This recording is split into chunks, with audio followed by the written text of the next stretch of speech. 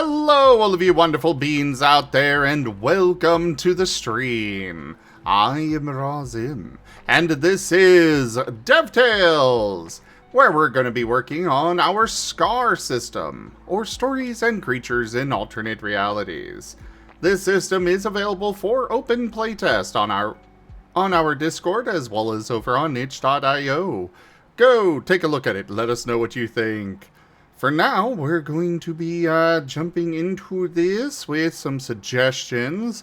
Also, we do have Placid Plastic Duck Simulator up in the upper right there, because ducks. Enough said. And we're using the TF talkies because, well, they're fun. So transform me to your heart's content, everybody. Now, we are going to, like I said, begin with those suggestions.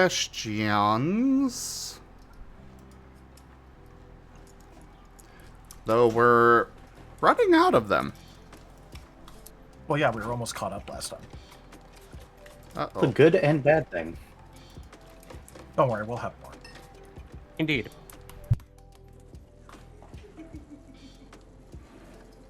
I think I pinned it.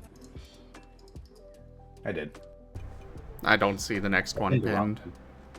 I pinned Taldarius' message. Yeah. It's underneath that. It's fine. Alright, so first off from Lightpaw. Hey, we are actually to this year, finally. Yeah, we mentioned that last time. That was very neat.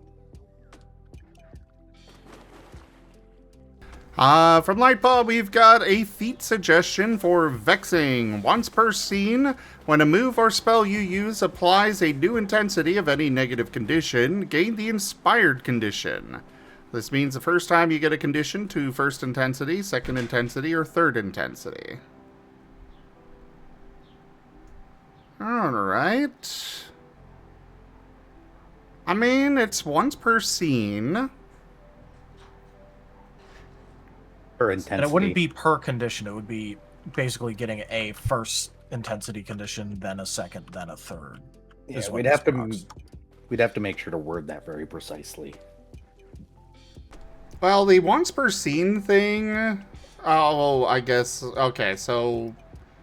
Okay, I see what it's saying. Yeah, I don't know about getting it multiple times like that, but I could see it being good for, you know, just once per scene. When you apply a condition, you get inspired.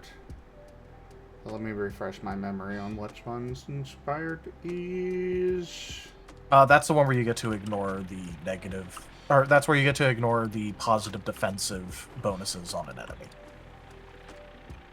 Ah, they're positive. So if you stat have changes, inspired yeah. for a single attack, you ignore all their positive stat changes defensively. I mean, that's a pretty small bonus. I guess we could allow them to choose between a couple of them instead of only inspired. Maybe just say they can have a single positive condition.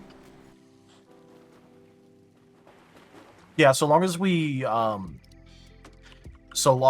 clarify that this happens after the application. So you can't, choose insulated and protect against the condition you're about to get.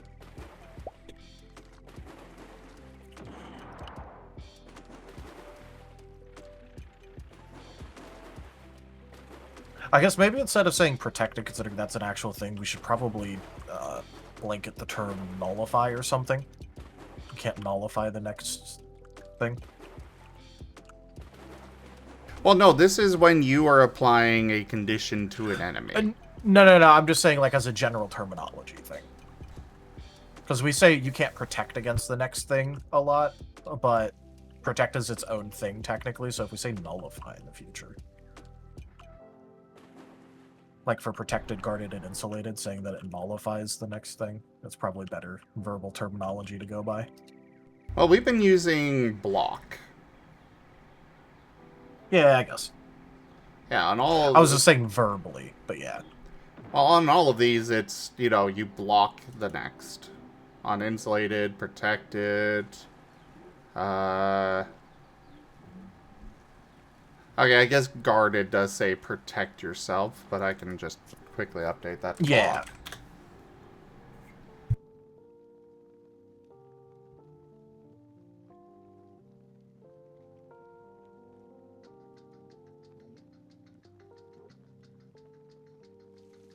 That's just a small verbiage change, so I'm not really worried about putting that in the update or anything.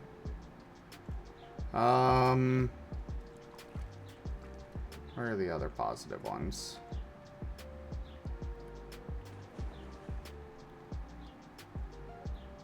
Well, anchored says prevent, but that's fine as well.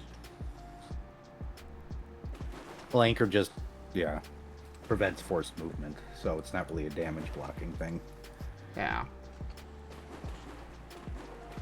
But yeah, I otherwise, as far as this specific feat suggestion goes, what are our thoughts on that?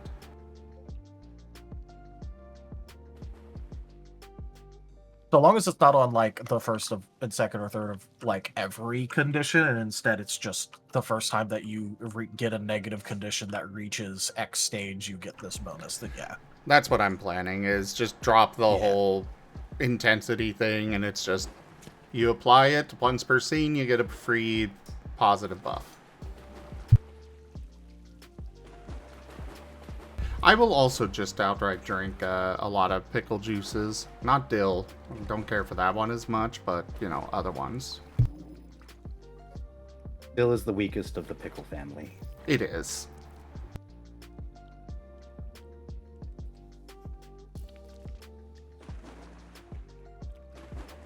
But man, there are some good pickles out there. Like, I think it's Famous Dave's that I really like.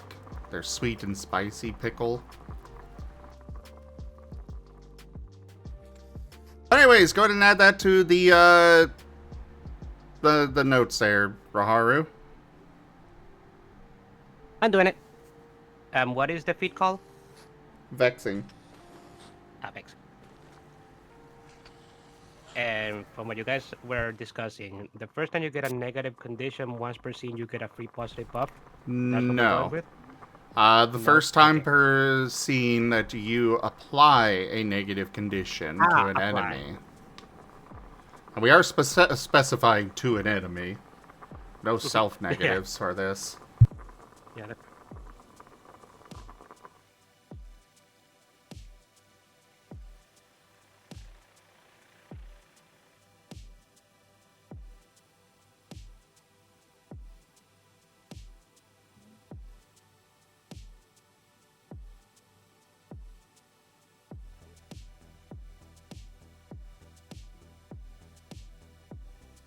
So the first time per scene that you apply a negative condition to an enemy, you get a free positive buff.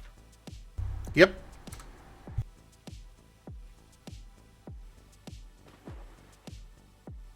And it's just conditions, right? It's not negative stat downs. Correct. negative condition. Just conditions. Okay.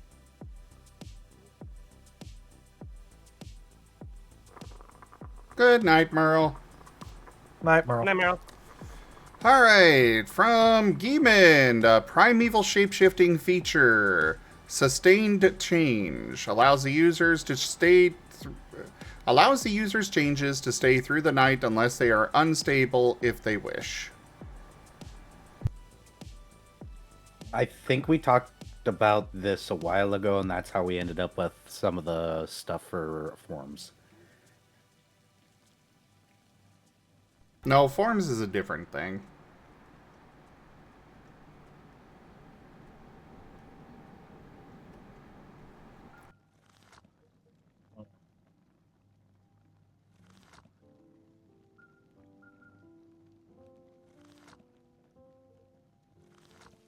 I mean, I guess I don't really see why we can't put in an upgrade for it. Like, what would it even break? Is the question. It wouldn't break anything. So yeah, we could add that.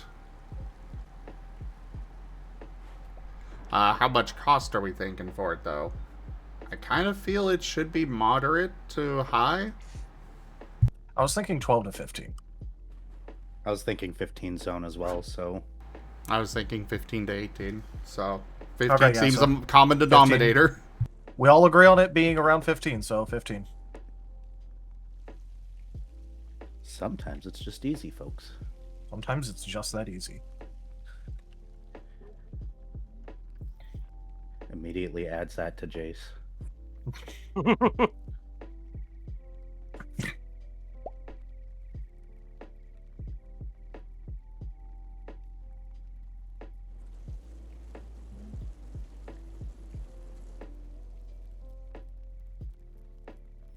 Alright, so note that down. Can you repeat it one more time, please?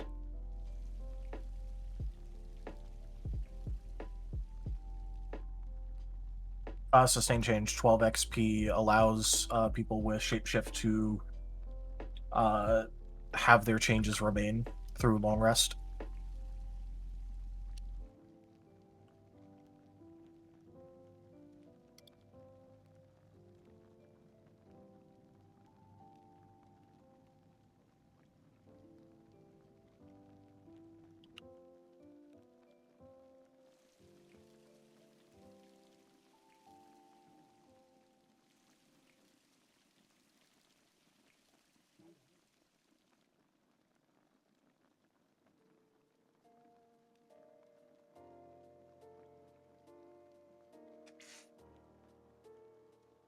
Alright.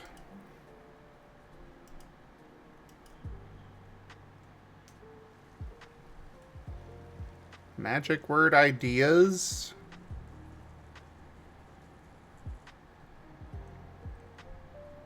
Okay, it just says teleportation, then create pocket space from Geeman. I'm a little lost. Like, we don't have a school for teleportation, right? We do not. Currently. Yeah. I don't think we're going to. Isn't teleportation already on moves anyways? Moves and in and a feature. Primeval. Yeah, Yeah. it's also a primeval feature. Well, either way, create pocket space. Expand, create pocket plane, creates a pocketed reality of X by X by X. Casting this word allows you to enter/exit your pocket reality, and upon exiting, deletes the pocket reality, unless you create a burned version of the pocket reality, to which, if you cast this word, in the expend version, you can enter/exit a pocket reality that you burned motes for previously and won't delete the pocket reality upon exit. Burn version. Create pocket plane. Creates a pocket of reality of X by X by X that you can enter/and exit without the reality disappearing after you exit, and can re-enter this pocket reality with this expend version after without it disappearing. So, first off, the burn version, like, we've got permanence for that. Well, I think the idea is that with the burn version, anything that you put inside that little pocket comes back when you remake it. So essentially, you could put furniture in there and stuff if you really wanted to, and then when it poofs, the next time you cast it, it just appears that way. I mean, the thing is that we also literally have a spell called Pocket. Yeah. Or this seems like it's an upgraded version of Pocket, I guess. This would be like Pocket combined with like Barrier or something, wouldn't it? Kinda. Or what's the one spell that we made that gives you Atmosphere? Like those two put together. Because I don't think we have it discerned whether or not Pocket has Atmosphere.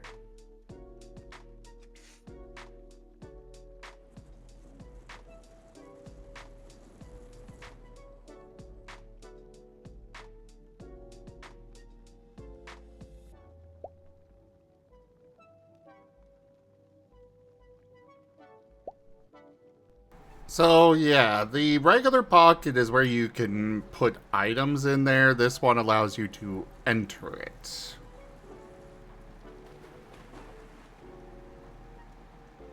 Wouldn't this be a combination then of pocket and shelter? I would say so. I think we're going to deny this one. It's just too specific. It kind of works against the system because, you know, we've got other things that can do it. You're just supposed to combine words together to create what you want.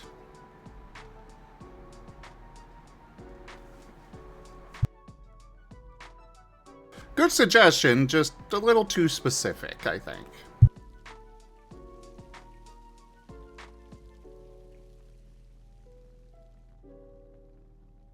You guys good with denying it? Yeah. Yeah.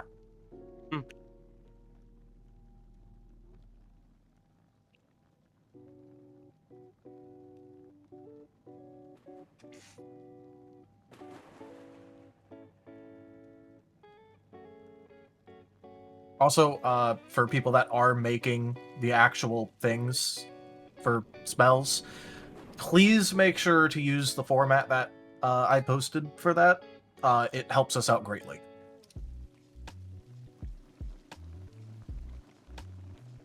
With legibility and things like that.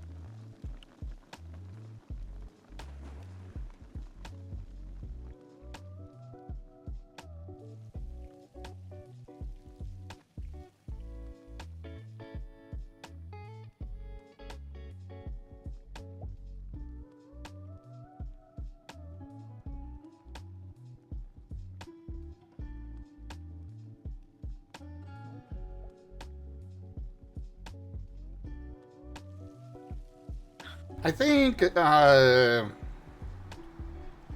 this might be a situation where we may want to put in a note for shelter that it could be combined with a thing like pocket to create a pocket plane that they can enter and exit. Yeah, that's fine. Yeah, that does sound like something that you should know that can actually happen, because some people may not actually think of that.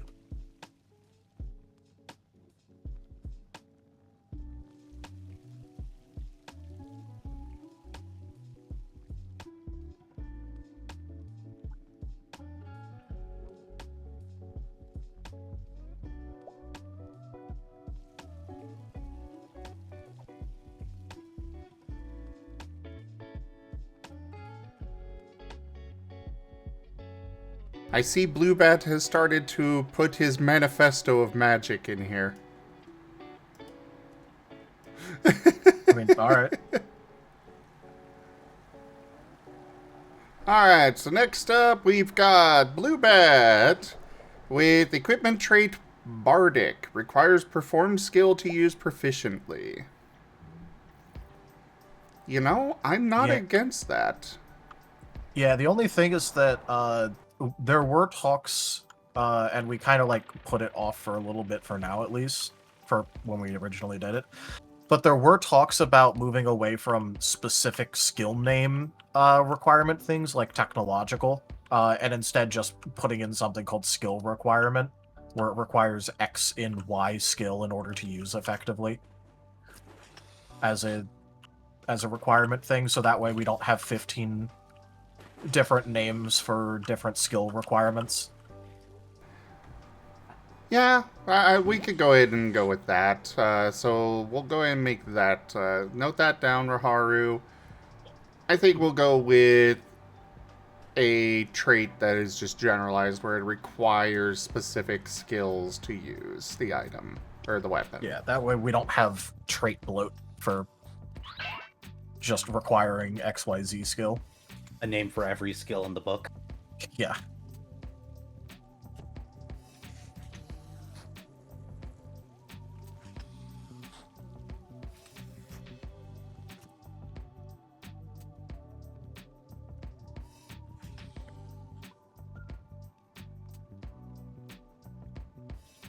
So, suggestion accepted, but we're gonna make a big overarching negative instead of it being a specific.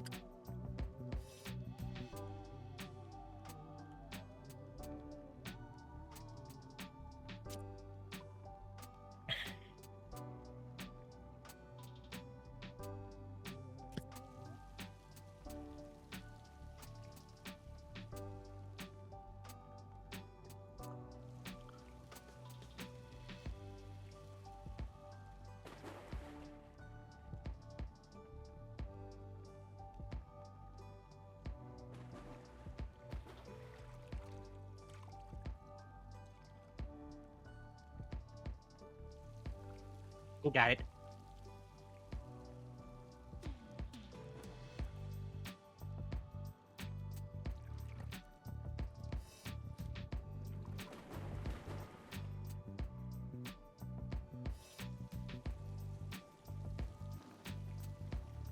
That little blip that Asher does on that frame of the talk is adorable. Hello there, Mofu. Pat the Fluffy. Hey, Ido. Hey, Fluffy.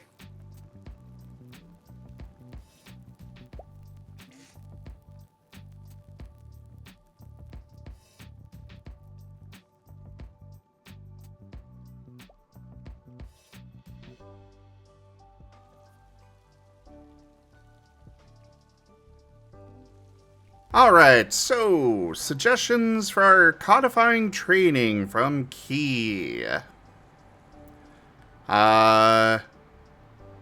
So books would suggest the following. 1. If functioning as a tool to assist in learning a skill/specialty, such as when taking classes or being otherwise instructed, either providing a -1 difficulty or +1 to 2 dice pool to the academics roll, depending on how useful the contained information is to what is being learned.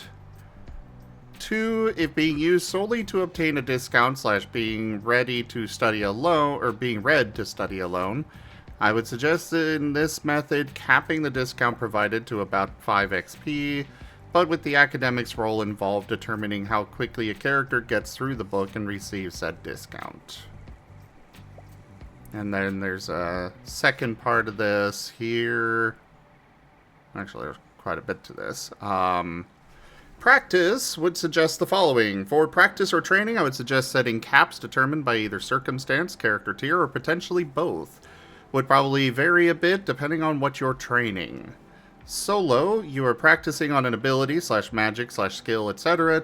by yourself without outside assistance from other sources, such as a mentor, allies, books, or other information aids. Suggested discount cap of about 5 XP or 5 XP per character tier. Assisted, practicing using specific tools, aids, or the assistance of allies relevant to what is being practiced. Suggested discount of about 10 XP per tier. Instructed, practicing / training by being instructed by a mentor figure, such as a teacher or combat instructor. Suggested discount cap of 15 XP. This method would be partially determined by the difference between the instructor's capabilities and the character being trained, which could result in difficulty changes to the academics role.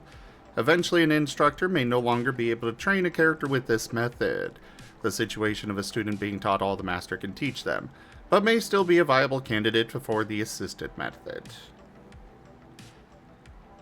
I'm not against codifying training as a whole. Probably would be a good idea. Yeah, so I agree with that. The only thing to really consider with it is by codifying these numbers, then we are going to be introducing a minor amount of EXP discount discrepancy based on character actions. Which already technically exists a little bit, but we're like kind of trying to avoid. But, you know, I just want to point that out.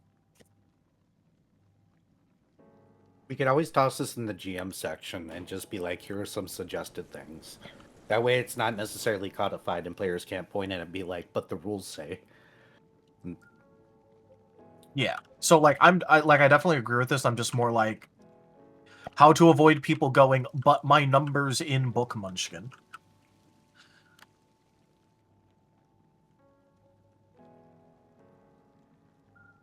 Which if we, label it as suggested amounts, then,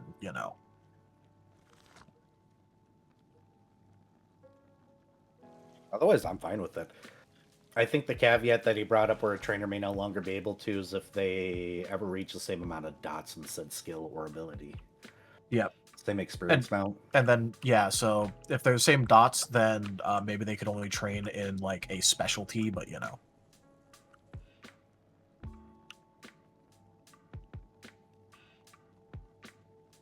things and stuff.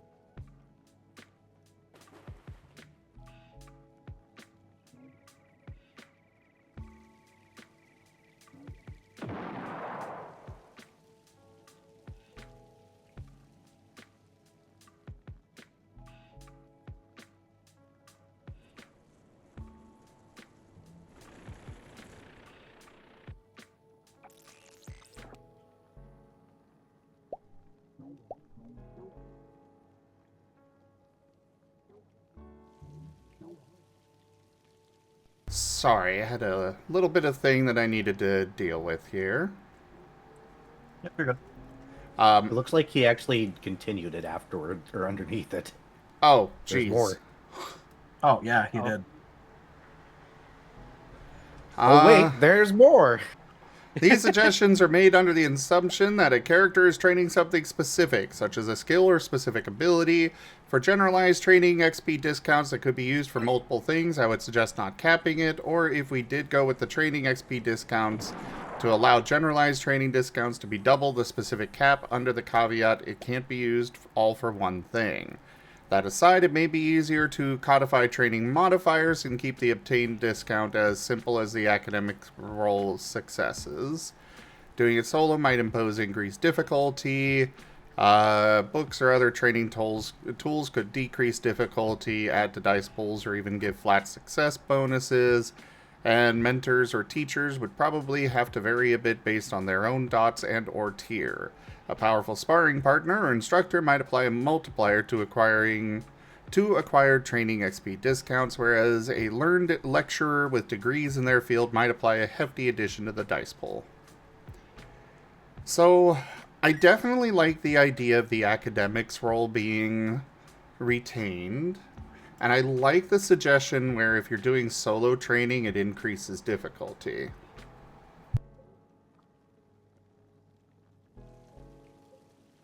Yep, definitely good on both those. Yep. I do like the idea of, the books being, a book. You basically have to get a book specific to what you're, trying to go to with the skill. So, kind of like how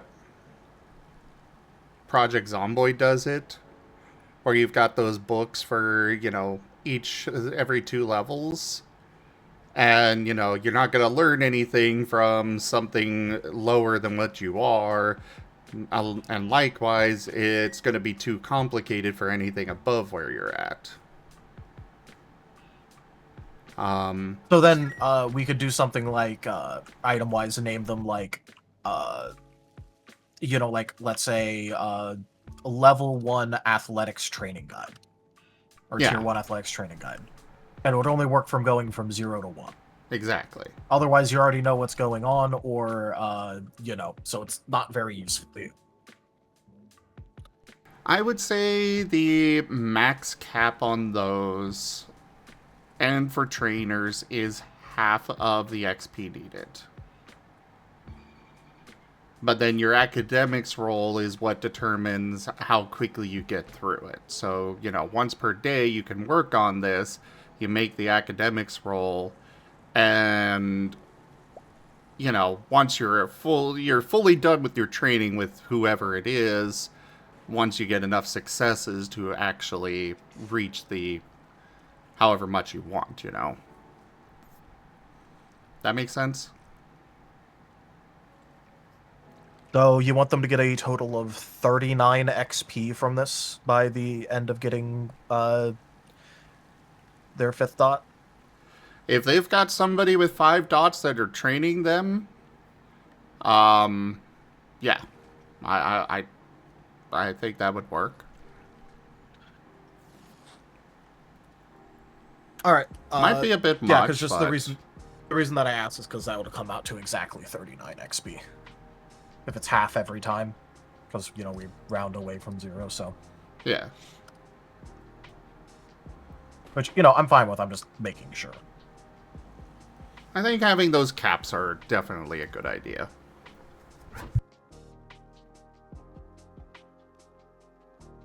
Well, I guess this means that I can also automate this on the next sheet. If you click a button for what level of training you've gotten in there, Ooh. I'll apply the discount. I don't think you should automate that because it's still based on rolls. Like, sure, going from 0 to 1 is going to be done real fast, but going to, you're not guaranteed to roll the full amount each time. No. I'm saying for when the storyteller says that they've achieved it, so they can click the little thing to keep track of what level of training they have, so that way Fair. they don't forget. Oh, I've gotten my level 2 training in this skill. Hello, Kieran.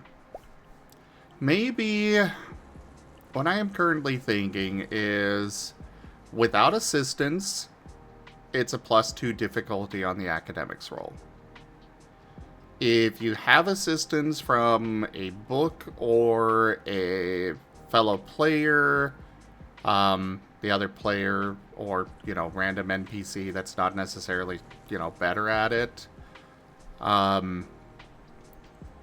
then it reduces that by 1, so you're looking for 8s. And then if you have an actual instructor, it is at 7. Because we should really limit it a bit, especially with how, with how much they could get out of this, but that's my thoughts. The thing that I'm thinking about in regards to that would be at what point would another player character be considered an instructor? I would say they have a teaching specialty. I would say if they are above where the player's trying to go to. Okay. But that's the same thing, because technically Thales has the teaching specialty. Yeah, I was about to say Riv too, so I'm just would Riv technically count as an instructor then, or would he just count as another player? I would say a teaching specialty can give them an extra die to their roll. Well, it increases their effective rank, so it means that they would count if they have 5 in academics and a teaching specialty, they would count as a rank 6 instructor. So they could instruct people up to getting rank 5. That too. But that's also because, they literally have a specialty for this shit. This is their bread and butter. Vari, that is a very good question. I would say yes. Yeah, that's how the discount system works anyway. Yeah. If you get a 10 XP discount in a skill due to your actions and you already bought the skills, you'd still gain the discount and you basically rebate the XP. The way that it effectively works narratively is, basically imagine that level of everything is gone, instinctual level for your character. So it basically, frees up their current capacity for the tricks and stuff that they're able to know and learn. Or it's basically just a fun little side effect of, oh, I don't even have to think about this anymore. Which is also why you cannot lower your skills below what your discounts have gotten to you, because that is just your innate baseline.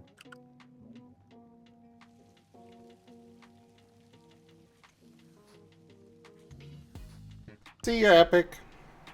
That said, I would say that they are locked out of getting more discount XP until they have actually purchased the rest of that dot.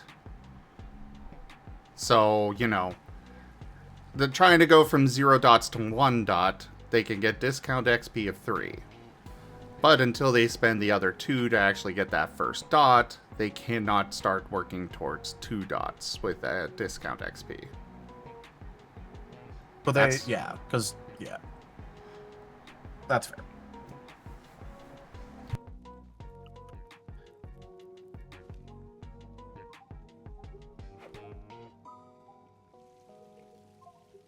But yeah, I think that this would be good for codifying and would work out very well. Yep. The big You paste the issue... whole thing to the notes. Well, no, not this whole thing, because we kind of took inspiration, but didn't really use what he was suggesting directly at all. But it definitely gave some good inspiration. I like this inspiration.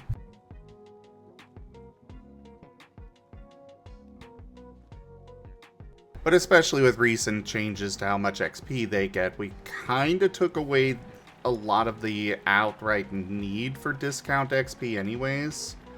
So now having a limit on how much you can get at a time is going to be very useful for that. But anyways, go ahead and note that down, Raharu. Yep, I've been trying to note down the things that you guys have been discussing thus far. What I have is half HP discount cap on your dot for every successful dot earned through training. Without assistant, +2 difficulty. Assistant from a book or a non-instructor, +1 difficulty. With an instructor, this is regular difficulty. If you read the same amount of dots in proficiency as your teacher, you can train a specialty instead. Since you guys were discussing that earlier. Anything else?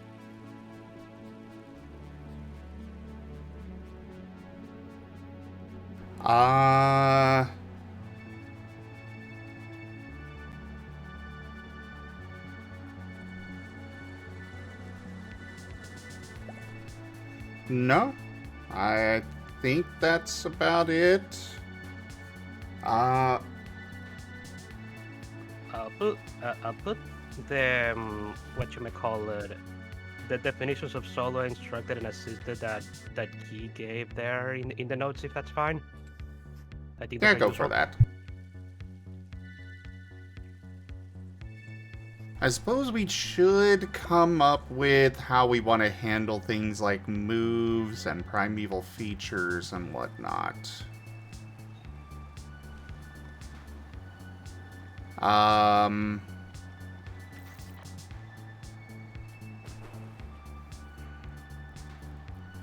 Because obviously, you know, they can get training in, like, primeval teleportation or in their specific moves, and we should probably figure out the caps on those.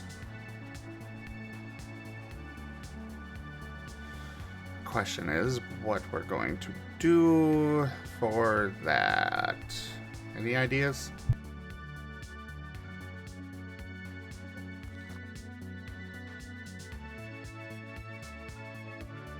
Well, we don't want people to get insane discounts on training for moves and all that. Because even doing like a percentage of move cap XP, that's where, you know, a lot of XP is supposed to go.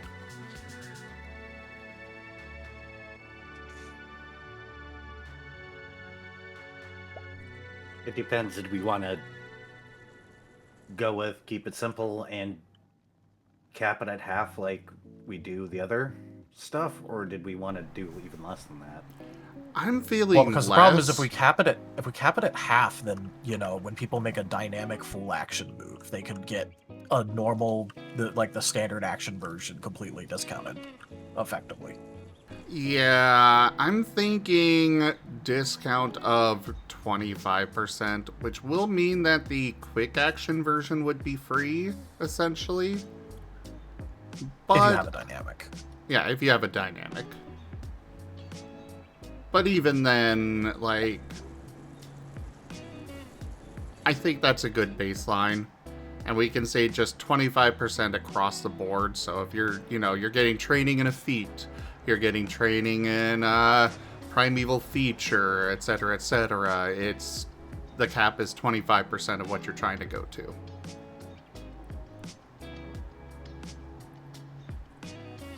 Sound good? Yep. Fine with that.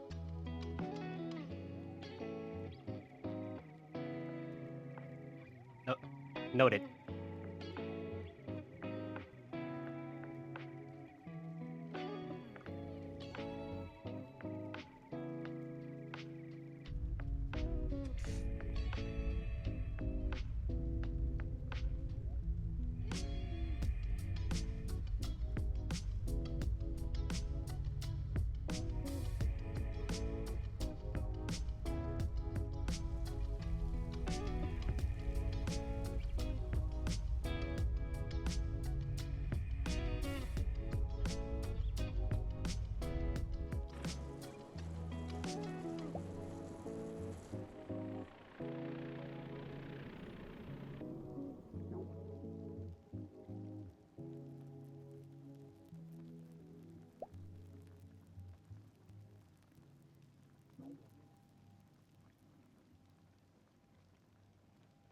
Sorry, just removing the old one and, taking care of all that.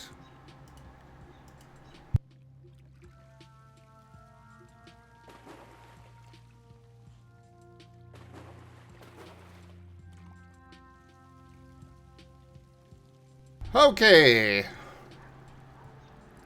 Next up, a suggestion from Lightpaw. Gabby, get back to the game. I got it.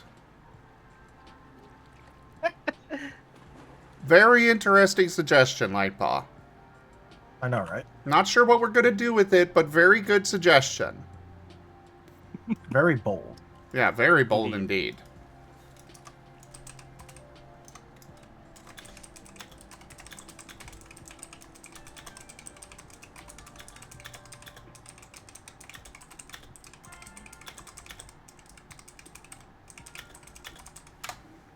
There.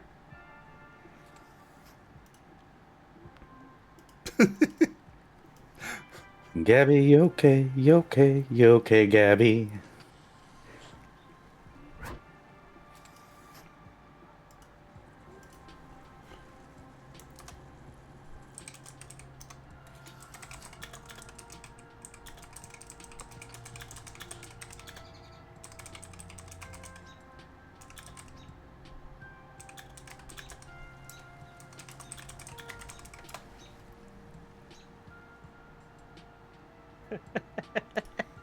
I'm having fun responding to these. Yeah, I see. As you do.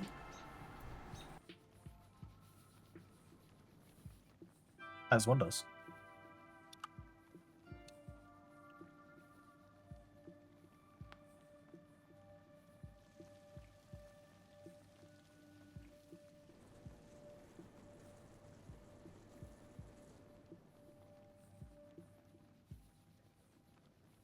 To Gabby's are you okay / RUO.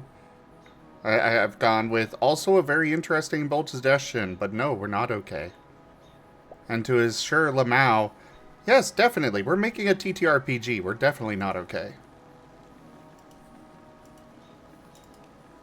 Fair. Alright, from Lightpaw. Are you okay? You were unfortunately good at collateral damage, but at least you're self-aware. If you apologize unprompted to an ally you've just winded or rendered unconscious, the ST may allow that ally to be restored to a single point over the relevant threshold. I think we need to rename this feat to the Midwest Oop. Oh. Oh, sorry about that. Pretty sure this came Should've up just- because of, Key. Should have just let him squeeze right past you. Would have saved you a lot of trouble. I'm just gonna squeeze right past you here. I don't think I Wanna be a want to. I don't think I want to do. I don't think I want to do Midwest Oop, but we can put that as a note, as an alternate name. Also No, known as I Oop. don't think it was Ren. I'm pretty sure that was Key. I'm pretty sure Key thought the killed name was me someone and else. was like, "Oh, are you okay?" That does sound like something Ren would do, though. So true. I swear it was Key. Was it me? Was it? I mean, it was during Key's birthday, Rebo session, so Ah, That doesn't mean me. Right, it was, you're right. Yeah, Lightpaw. He killed me and the nice painting I was carrying with a turret. And then immediately asked, "Are you okay?"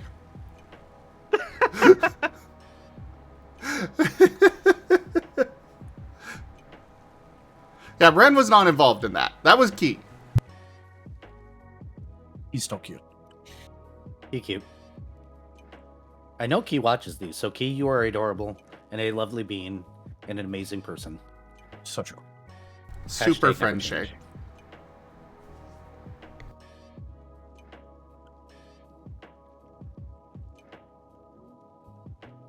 100% fluff.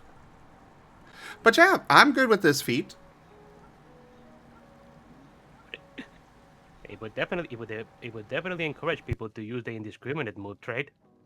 Oh yeah. Captain Collateral has been buffed.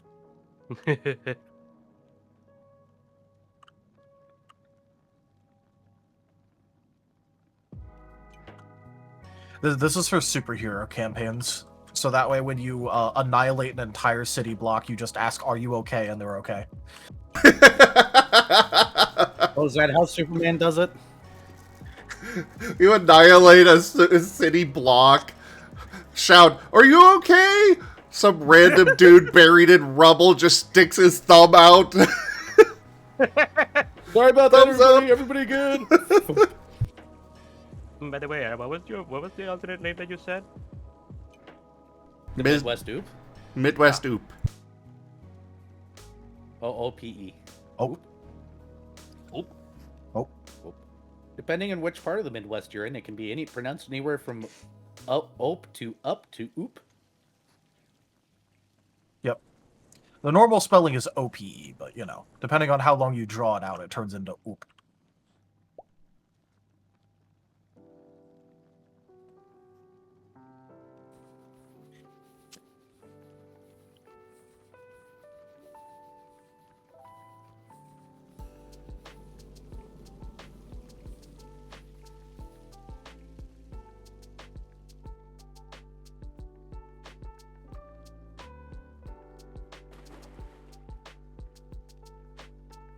You know, at first I thought you guys were saying the word hoop, but after you guys explain what actually is actually an oop, now I'm thinking of freaking Gangnam Style.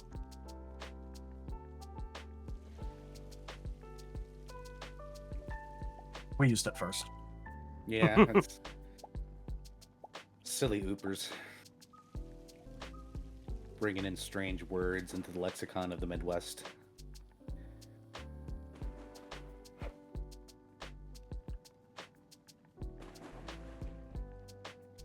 Okay, so I was incredibly curious. There is a Minnesota-style parody of Gangnam Style. Yes, there is. Yep. It's good. It's good.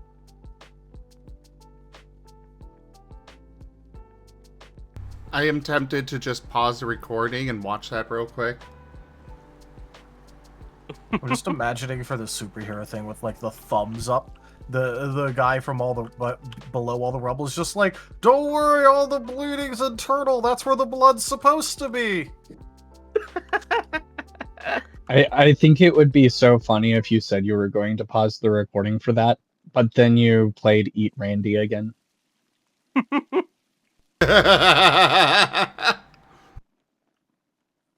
So who here has not seen Eat Randy yet? I have seen Eat Randy. I have not. Oh, we gotta fix here we it! go. Okay, but also, guys, we started this an hour late. We have shit to go through. We do. Maybe later then. Fine, between sessions. Sounds good. I'll do it before DAH. Yeah. Alright, so anyways, you got that noted down, Raharu? Yes. Raharu, why do your notes only say eat Randy, eat Randy, eat Randy? Eat Randy.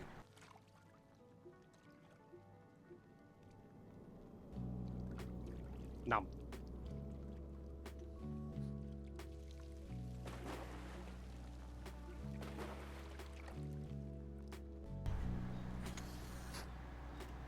Yep, that actually is in there.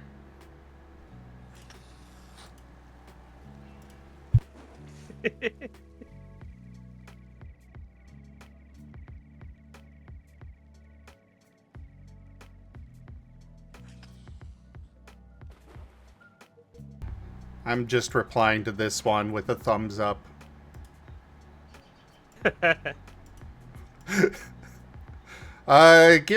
Also, should we maybe make it discounted? Like a lower cost feat? I'm thinking like 10 XP.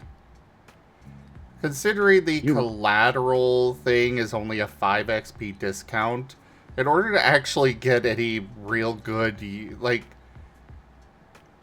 it kind of doesn't make a whole lot of good use out of it. It's incredibly limited on what it can do. Like, you have to actually knock them out with it, or knock them into, you know, -0, or below 0 and stuff, you know? Cool. I mean, I'm fine discounting it. All right. So EXP 10 or 15? Let's just make it 10. Okay.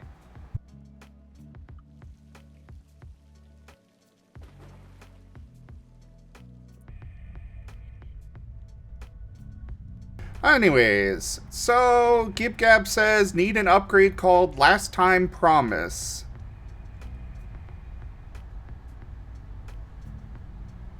No suggestion on what that is supposed to do. There is not. I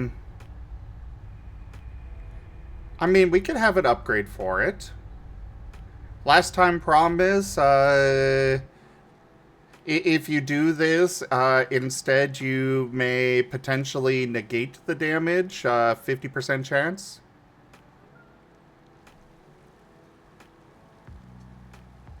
I don't know, that seems super gambly. It is. We could do 50% chance or with storyteller approval. And it'll also only be 10 XP.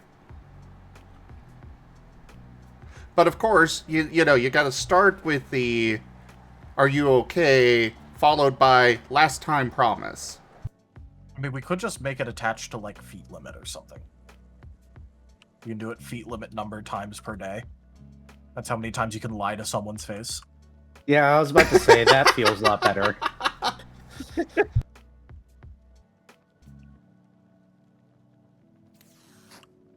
Unfortunately, Vari's already taking it, so you guys will be dealing with this if you put that on the sheet. Just saying. And I will pre-approve it for Vari's character.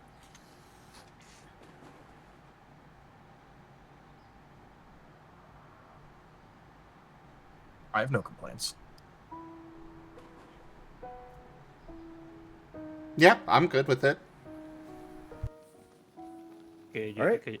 you guys repeat the stuff for the upgrade? Upgrade is called Last Time Promise, with a comma between Last Time and Promise. Costs 10 XP.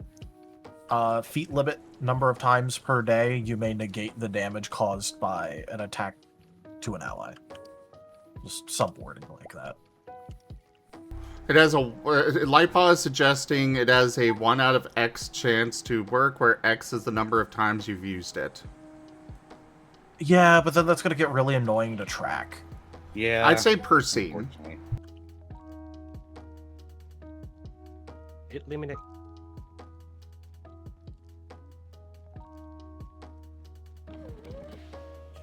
Okay, look, I know it's supposed to be funny, but I really don't want to mechanics bloat our funny little thing. Okay, feet limit per day. 50% chance of just negating the damage.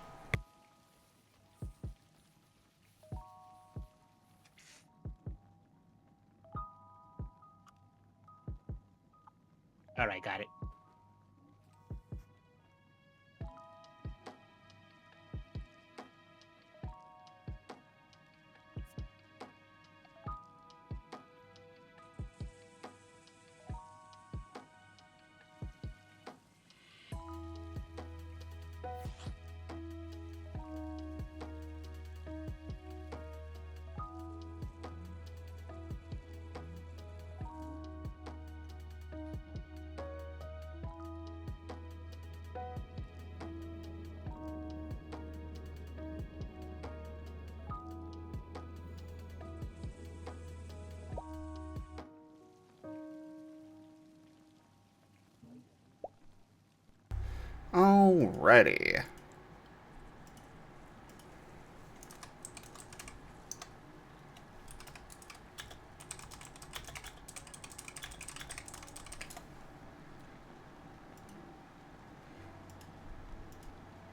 Move that.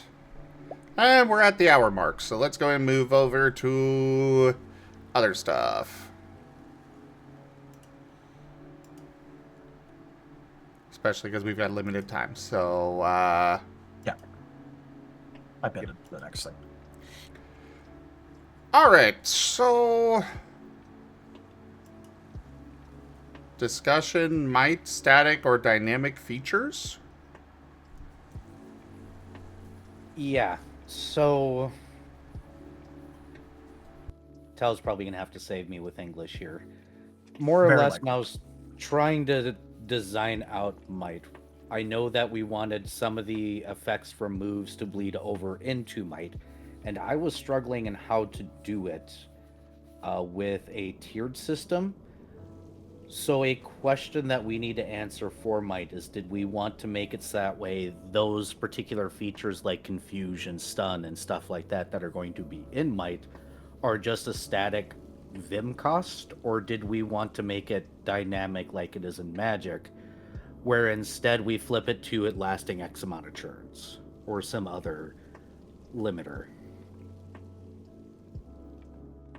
And this matters because depending on how this works out is how I'm going to base a whole lot of other things. Yeah. So basically, the discussion is if we want it to have what equates to a set cost per stance or technique.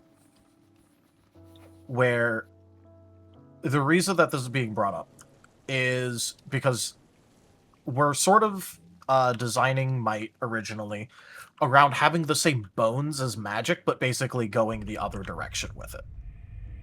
Magic benefits a whole lot from if you have a breadth of words that you're able to put together.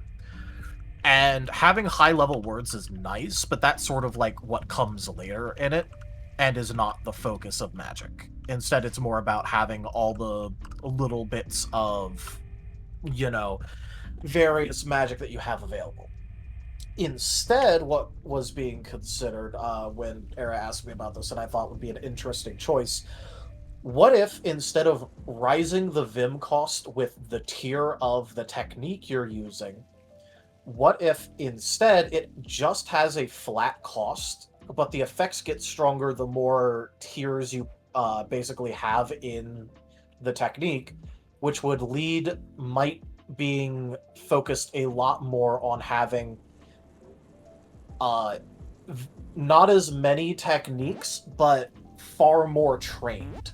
Where instead of focusing on getting, a whole lot of little techniques you get to use, instead focusing on mastery over a few techniques first.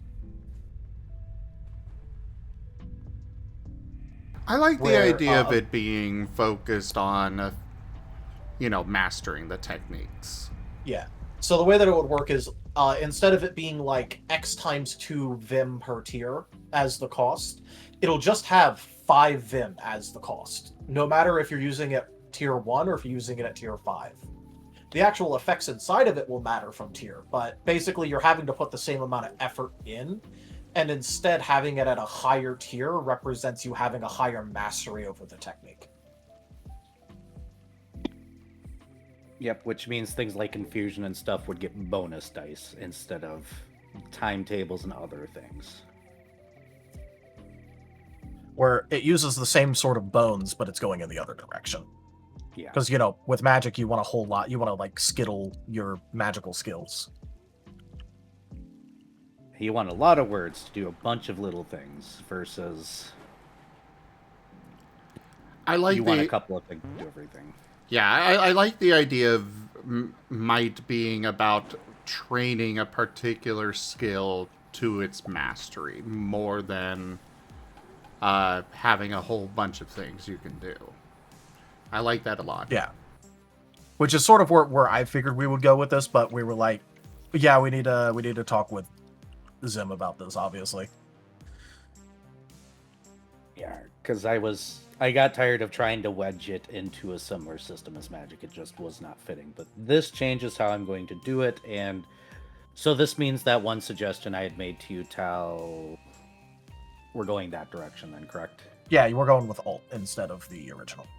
All right, I will go that route and make some adjustments to things. Did we... No, we don't have to update the new power structure. Neat. Yep. Ooh, that means I can include overcharge. You can do a lot of things now. Yes, But yeah, basically we're gonna go with alt. It'll be so much more clean. I would not. I would say don't call anything overcharge because vigor overcharge. Yeah, that's not what it's going to be called. Me and I finally figured out how to structure the power system to actually fit, like 2 days ago. And had a, oh, why am I making this hard on myself moment.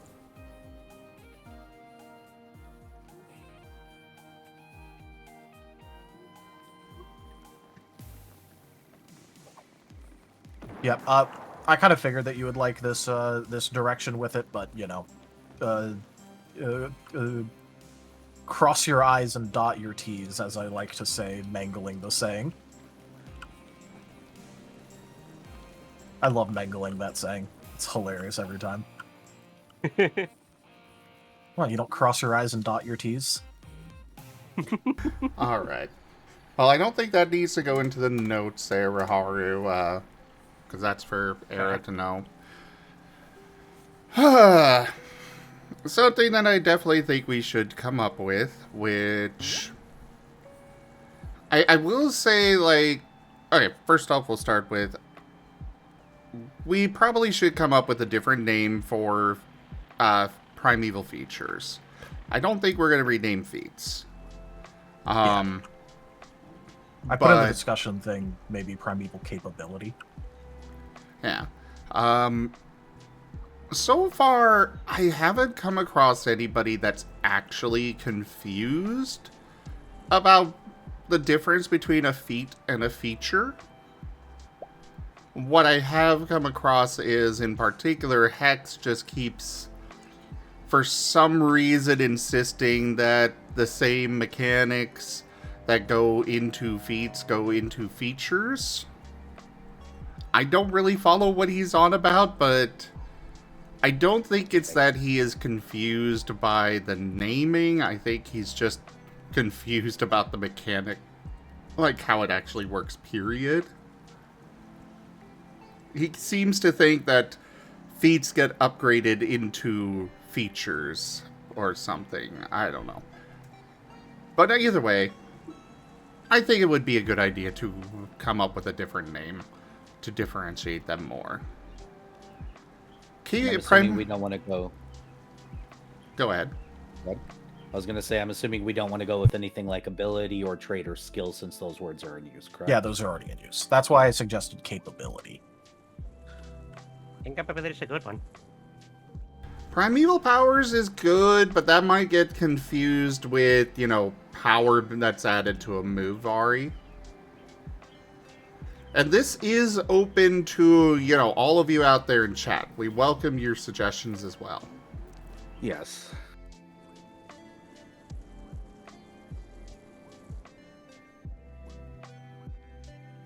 In other news, the region.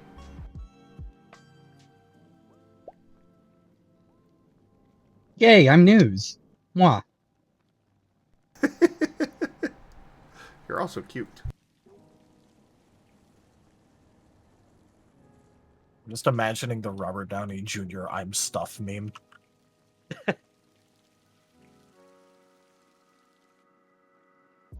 Oh, you like stuff? I'm stuff.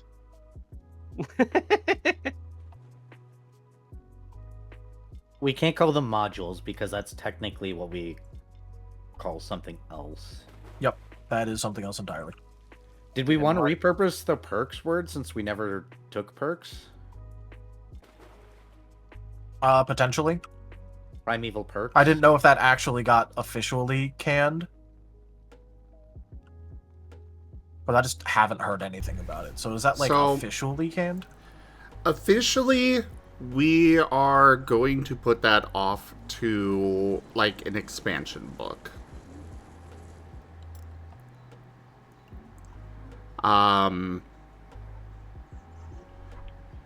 Because, you know, after we finish with the base book, we're probably going to wind up putting out more books eventually. You know, Well, yeah. expanding it all. So that's something that I have officially decided. We're going to push it out to an expansion at some point. Because we have more than enough as is.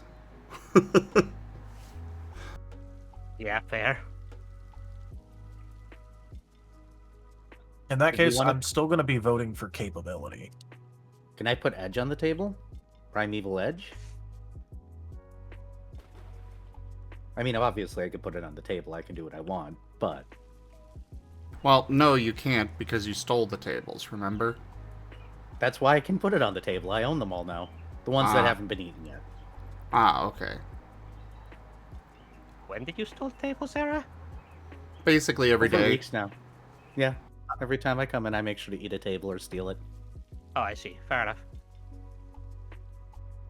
I'm running out of Remember, it's crappy only- tables that the former roommates left behind, though. So you're gonna have to It's stop only a war- soon. It's only a war crime if we're at war. And no, I shall not stop. All right, Ren. Ren, Yes, master? I have a very important job for you. Okay. I need you to start stealing tables from Era's house. Yes, master. Also, Bluebat does make a pretty good point that we're going to get a whole lot of edging jokes. You're not wrong. It is a Nova's fun day busy for it, defensively but... edging. It is a fun He's a day, but natural- yeah, the edging... He's a natural defensive edger. Okay, yeah, definitely not going with that. Dang. Where you're late.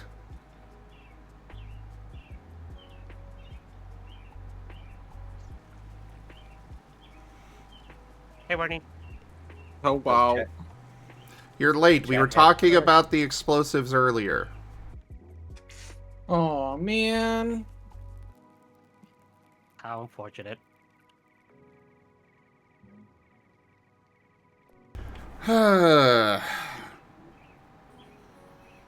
So do we... I'm not sold on primeval capability.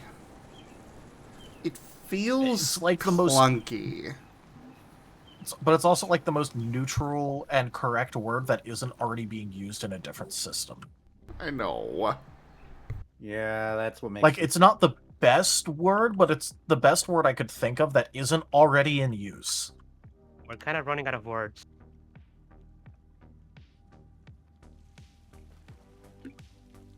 I blame Ren. So true. Why? Well, obviously. You had to have a lot to do with the invention of English. How else would it end up so clunky? What? I think it's this one? I... No, no.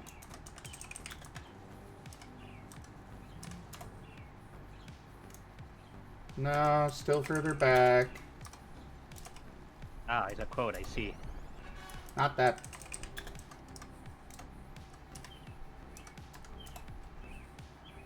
That one. 1320, there we go.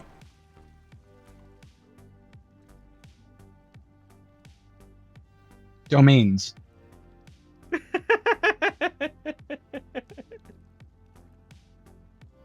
Primeval Domains isn't a bad one. Actually, What was that, Yeah. Era? I said actually, yeah. But you have to spell it as Demesne, so no one knows how to pronounce it correctly. Fucking- The only potential problem with that is I guess, overlap with words like portfolio for, like, deity level shenanigan shit. Yeah, coming up with deity stuff would be a thing.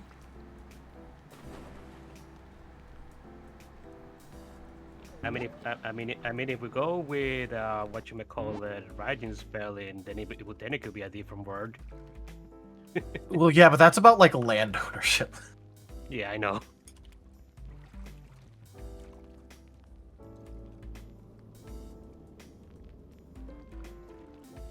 I mean, if you really want some, we could bring hex spheres. Bring what? Primeval spheres. Or primeval. Well, no, we can't use paths, can we? Actually, why not? Actually, Paths is pretty good. Yeah. Primeval paths. Wow. Yeah, that's actually really good. There we go. You just got that by accident, Era. Because I talked openly and didn't stop talking until something intelligent came out. That's how I got my job. Okay, but we have telepathy. I think that's going to be confusing, guys. At that I point, love we you, just duct Ratchet. taped the cobalt to the wall. Yep. Also, one thing to kind of keep in mind with it in general is that people will not be calling it primeval path telepathy. It's going to be primeval telepathy still.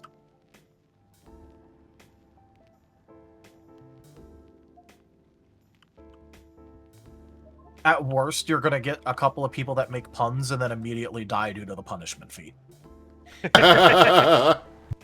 What's wrong with primeval telepathy? I could see somebody doing primeval paths colon telepathy. Yeah, what paths is your character going down? Telepathy?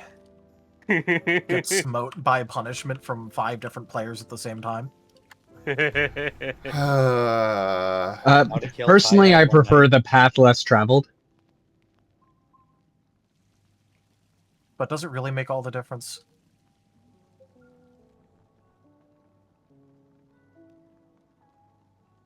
Please stop ruining a good idea with the puns. I mean, we're gonna go with it anyway. Not if you keep making these. Just take the punishment fee. Oh god, Furry. Now you point out something else. Okay, look, if you do acronyms, everyone can make a joke out of anything. Yeah. Like if we go with capabilities, then the acronym will be PC. People can make puns out of that. Ah, we're getting Yeah. politically correct with our abilities. Yep. But you know, if we care about the acronyms of things, it's never lasting. It's never going to end. Yeah. Be careful if you get a PC, they have viruses, I hear. Alright, so locking in primeval paths. That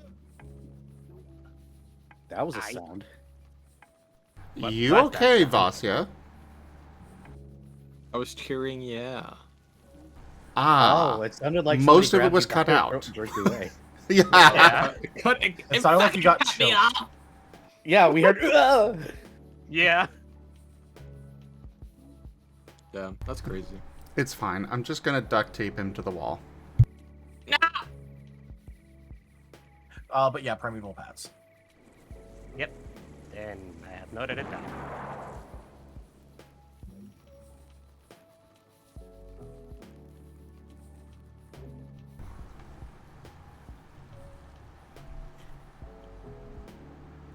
Yeah, you did, Raijin. And thus we changed wounded to injured.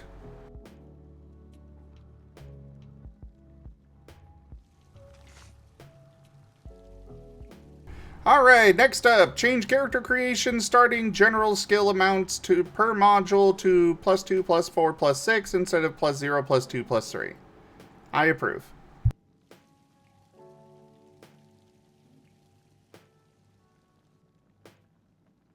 And I know Tal approves because he suggested it. Era? What? What? Okay, so currently the way that character creation works, if you Mhm. include one optional module of the Yeah. moves, magic, or might, Yeah. you get +0 skills, but you get, like, XP stuff. If you add in 2, you get +2 to your free starting general Oh, skills. I see. Okay. Yep, I'm fine with that. This does technically mean that people are going to have more starting skills depending on the game, but I think that's actually on Yeah. like every game it'll be more. every But game. Yeah, I kind of went ahead and had all the games move. Basically, they are getting all of the stuff that they would have gotten if Primeval Might was included as well already. That way we don't have to worry about, adjusting things again down the road.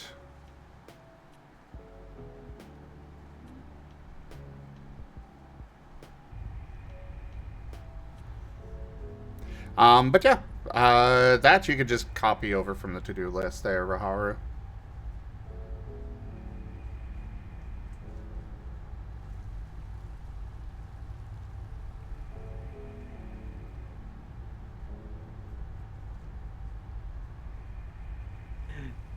Thank you. I was about to ask for you to repeat it again.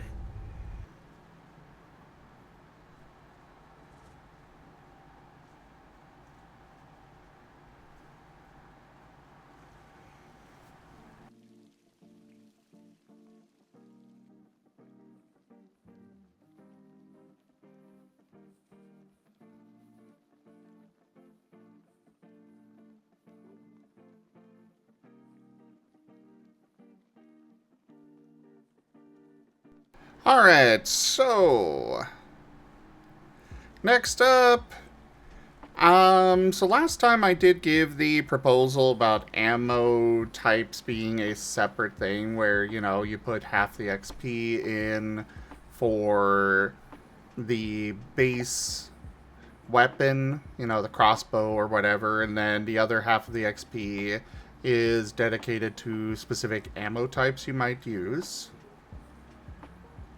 And I kind of got the idea of maybe we can still include that, but maybe make it one of those, I still cannot remember the name of them.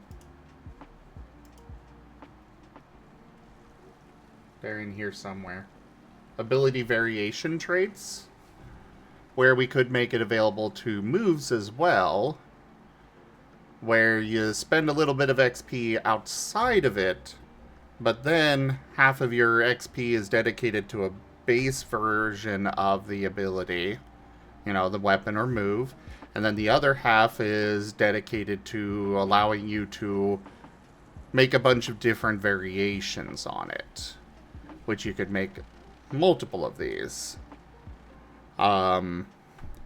So, for example, you could make a move where you apply... like, the base move has application on it and guaranteed condition or things like that. And then the other half is where you actually put the condition that you're wanting to apply. Thus, instead of spending, 60 XP on essentially the same move, or 60 and 60 on essentially the same move, you have the option of spending like 5 XP on top of it, and then you're just spending 60 and then 30. this is a really, really, really big buff for condition users. Definitely is. Yeah, and a little. Like, this is a super big buff for anyone that uses conditions at all. You would only ever have to buy the guaranteed chance for condition, positive or negative, once. For the entire character.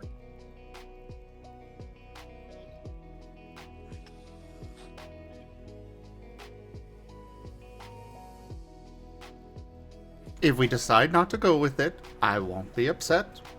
It was just a random idea that I had pop into my head, so I put it down and was like, we could discuss it. Yeah, Maybe I mean, it'll inspire honestly, some other options instead.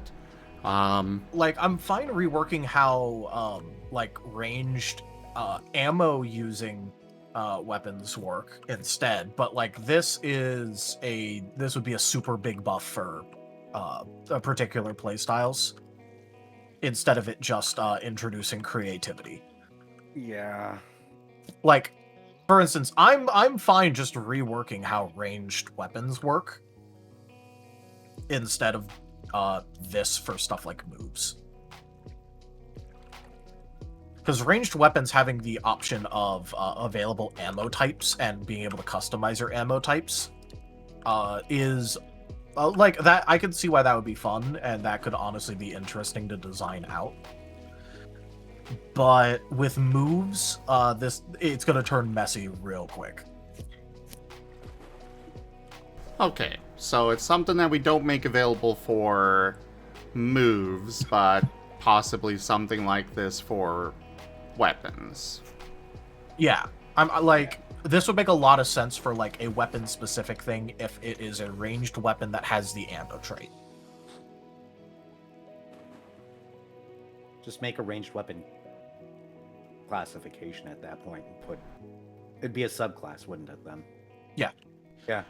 That'd be easy. And probably way easier to balance, too. It would. So, yeah, just keep it on weapons.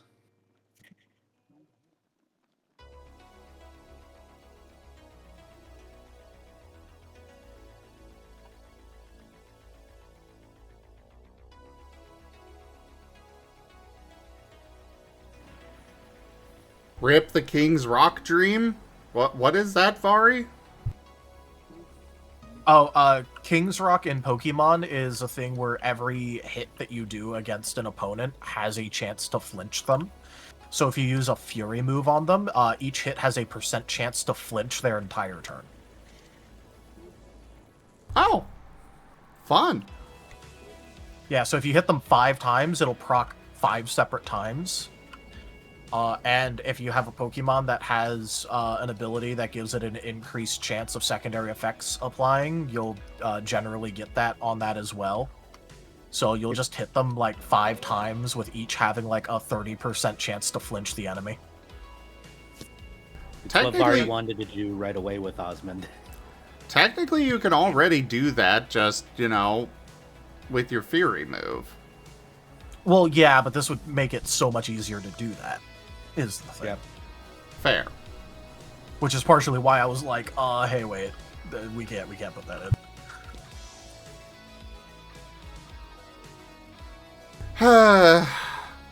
There are a lot of things when designing this that it's like, this could be a lot of fun, but also, holy shit, yeah, you're right, this would break the hell out of everything. Yeah. It is unfortunate but true. Yeah. As much as we would love to include everything, give you guys all the stuff, we gotta consider what is best for the health of the system. That's why I said, I We was leave like, I some wouldn't be broken against shit it. in. Oh yeah, we do Yeah, leave we some. we leave some broken shit in there. It just can't be too broken.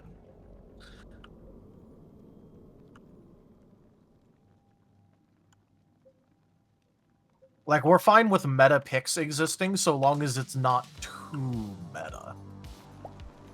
We're the main thing is that we don't want it to be too easy to get into the meta and too mandatory, essentially.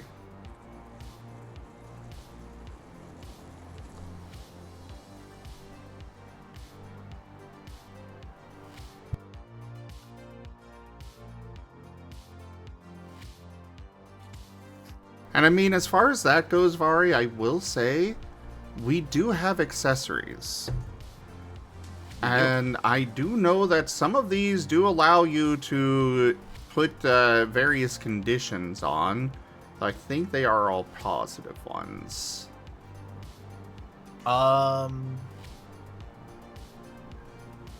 At least right now. I think we talked about making it so that way you could put -1s on there, and then I was like, yeah, but that's going to be really low priority because I was working on a bunch of things at once.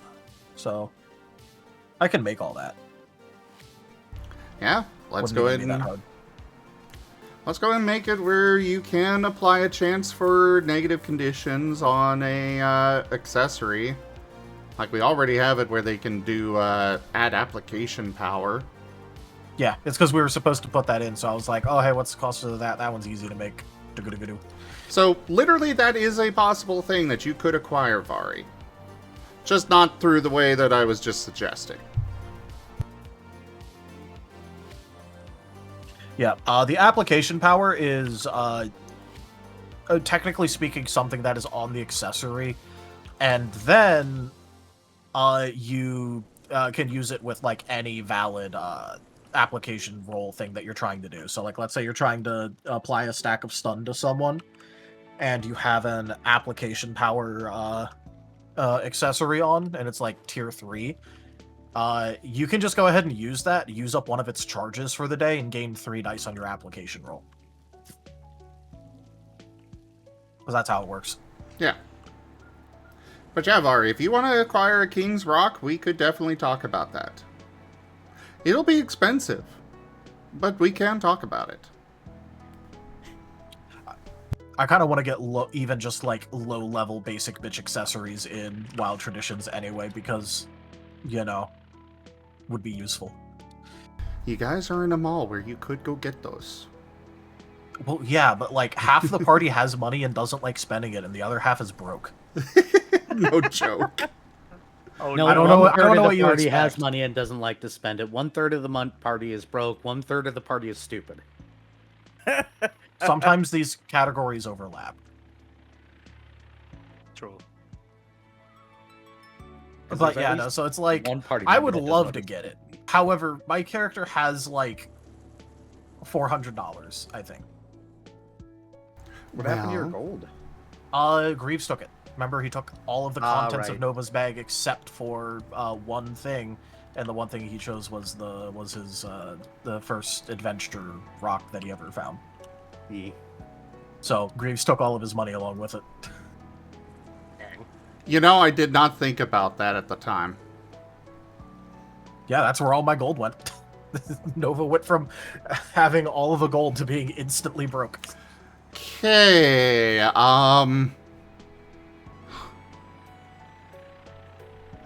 Well, at least it's a good thing we're getting forcefully contracted right now. you're not forced into it. But I will say, if you go for it, I mean, it's a criminal activity, but that is the shop where you can find a lot of accessories.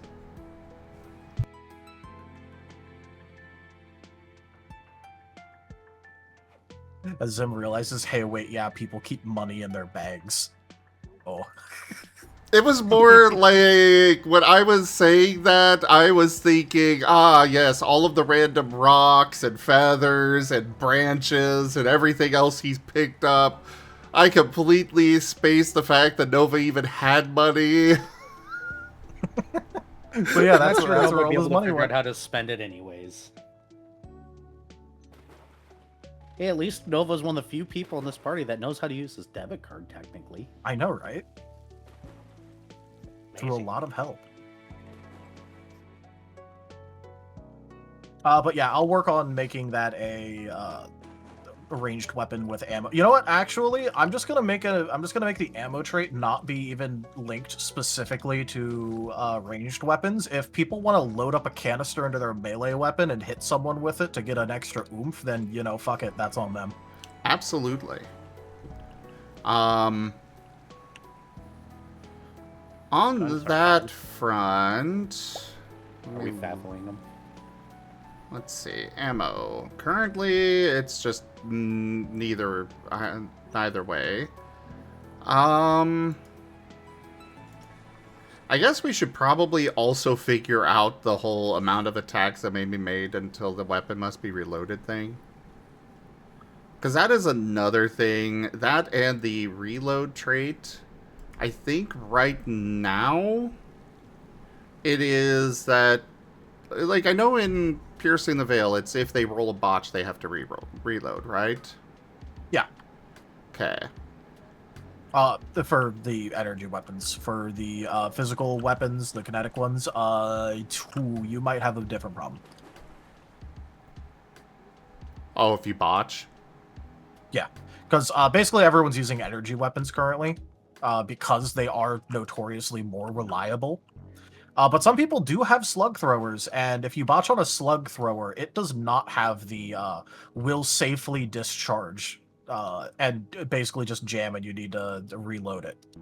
It will, in fact, act like a normal gun that has proceeded to misfire inside of your hands. Squid. I think for the purpose of ammo, I would say that the...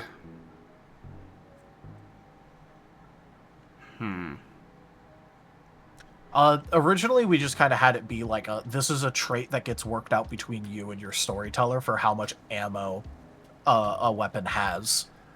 Yeah, but I think we should actually look into revamping that. That's fair. The main reason why we decided to have it work that way originally was because ammo was a weird thing where, like, technically speaking, how bad it was inversely proportional to the amount of shots that you had.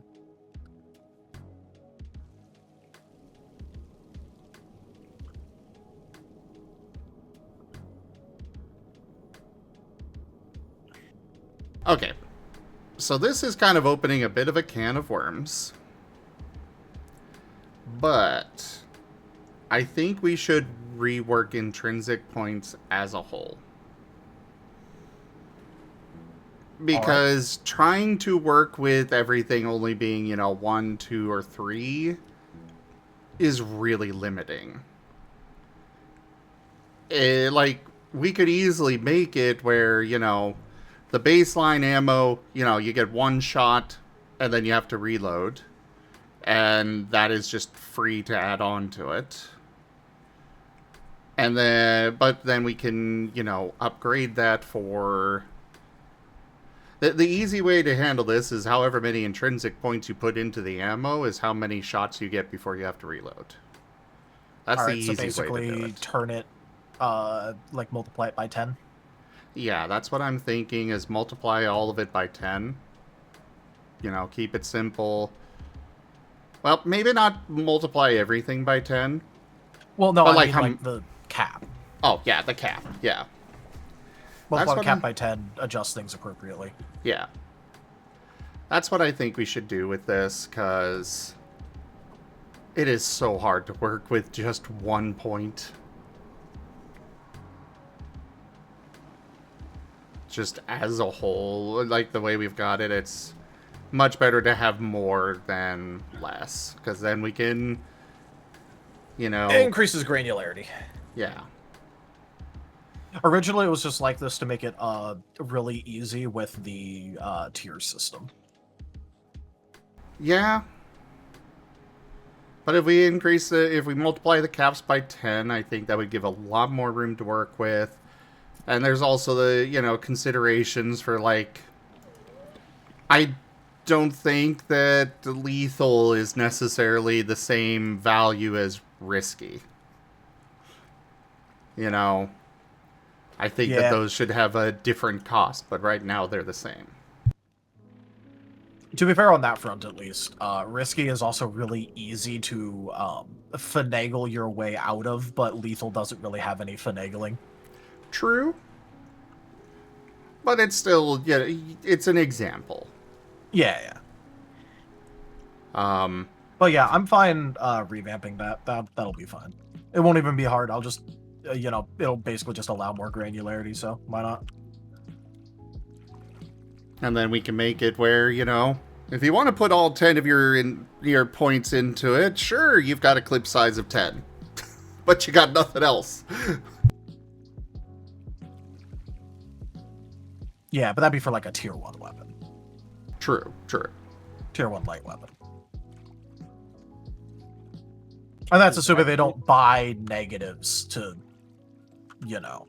balance about it to back out. But I was about to say, that's actually a pretty good loadout for a handgun. Well, the problem is that handgun would then have no range, period. Like, sure, you Yeah, got so you 10 need to- shots, but you'd have to literally point it in their face to use it. or otherwise use your EXP to do it, which is basically like the gun is so finicky that you need to know how to use it in order for it to shoot. Make sure nobody else can Um, just pick up your gun. Okay, so that is a, I guess that is a point of discrepancy between what I understood and what you understand of how this was working. Because as I understood it, in order for you to have, like, short range on your weapon, you have to have the intrinsic trait, and then to actually utilize it, you have to also spend XP on it. Oh no, it was an either or. Yeah. So you either make it an intrinsic part of the weapon, or you do that. It's the whole dagger thing.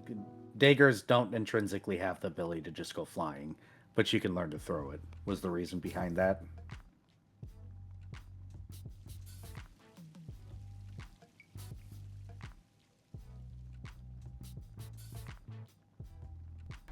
I think, especially with this, we should go to the you have to spend XP on it.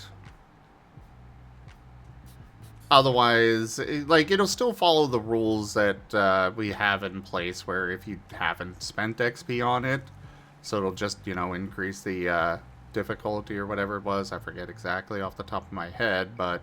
Well, it'll increase the difficulty of using it, and it'll turn off all the positive things on it, which would mean that you also, again, would then have no range, and a gun cannot shoot naturally. Well, what I'm saying, like, is that really what we've got? If you are not proficient in the thing, and you aren't proficient with, you basically, if you don't have a valid thing for it, for the EXP thing, it won't let you use the thing as a proficient weapon, and if it's a proficient weapon, all of its positive stuff turns off, but you can use it as an improvised weapon. But if all the positive things turn off, if you have the intrinsic trait but not the EXP trait, then they can't use that, and then it's back to being melee.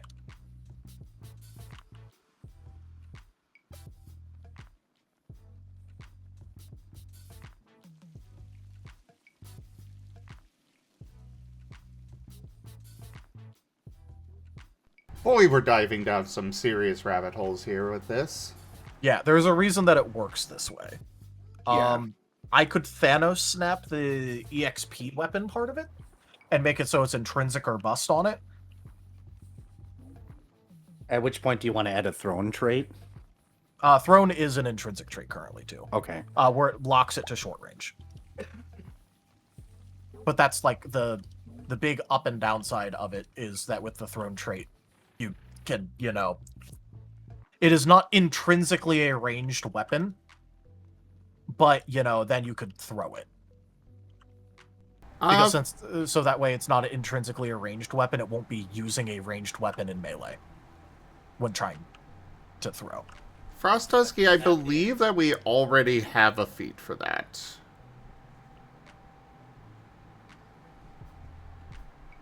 Or at least one plan, because I think that was supposed to be a might thing.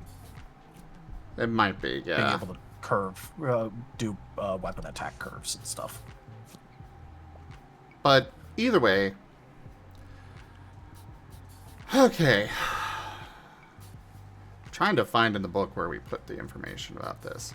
But I do not want weapons to just be a replacement, a better option than moves, as far as XP costs go. And I feel like we put it in here that there are rules on this. I just can't find them. Also, were the shield rules finished, by the way? I think so. I'd have to check. Or at least the My stats mind for is 'em? very right now. Your mind is very what? I said my mind is very elsewhere right now, Fair. away from shields. I was just scrolling past them and remembered, oh, right, I never checked on that. But anyways. Also, I'm like 99% sure that I did, but you know.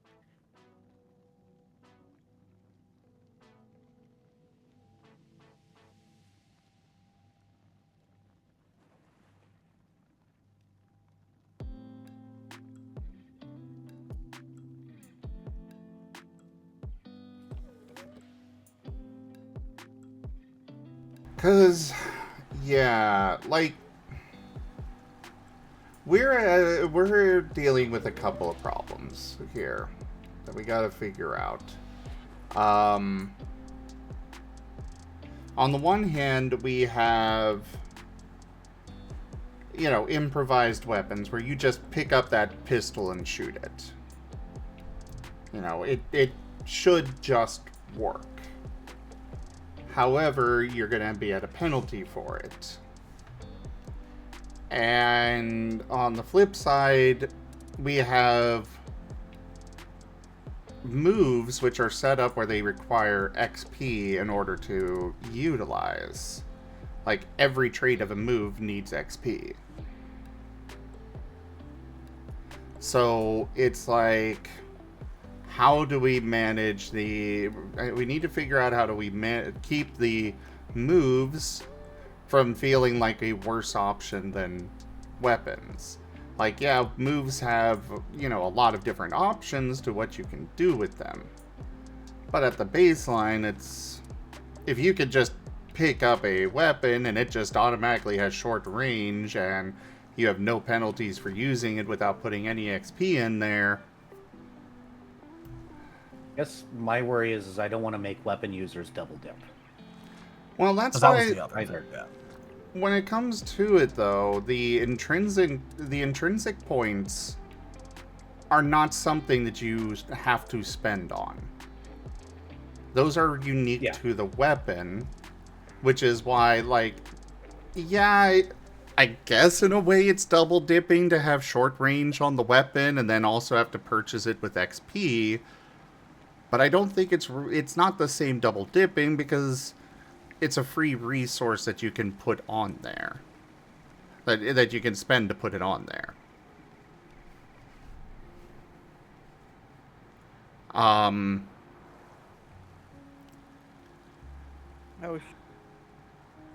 What's up, Ren?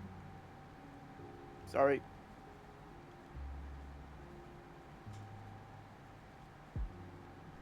Oh, okay. You're forgiven for I don't know what, but okay. You.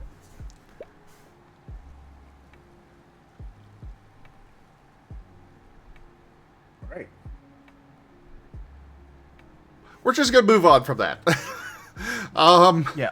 Anyways, I definitely think that in order to take advantage of a weapon, like full advantage, you need to have spent XP on it.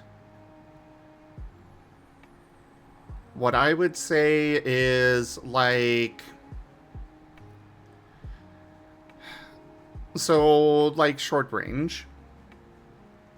You can pick it up. I mean, I'm okay even with the increase of keeping that at just 1 intrinsic point. Medium range is 2, and then long is, you know, 3 of the intrinsic points.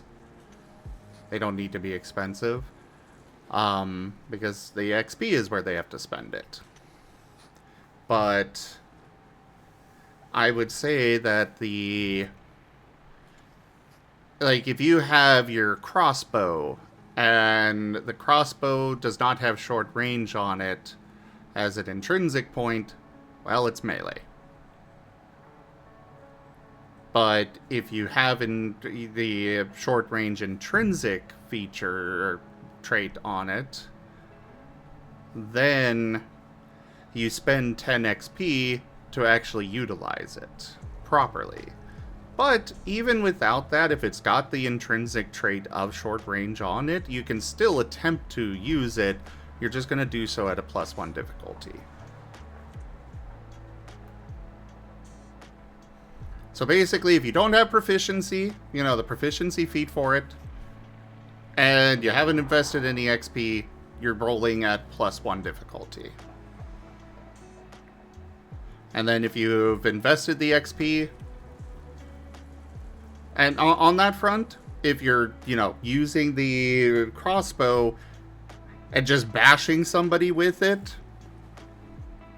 and you've, you know, only invested XP in for power, go for it. No penalty on that. It's only if you are trying to shoot it at somebody and you haven't actually spent the XP for short range. Does that make sense? This brings up a very important edge question of technically meaning that you're able to get around restrictions of using a ranged weapon in combat without provoking AOO by instead just literally never buying that, and then you can attack with it in melee and it works just fine, and it's only when you want to do the thing you shoot at a little bit increased difficulty. That is fair. We'll say that it is still considered a ranged weapon because, well, you know, if you're bashing somebody with your crossbow, that is not meant for bashing somebody. So if you're doing that, I think you deserve to have somebody swing at you. All right. So effectively, the proficient range of the weapon is going to be the lowest common denominator between the XP and the weapon intrinsics of the Yes. ranges.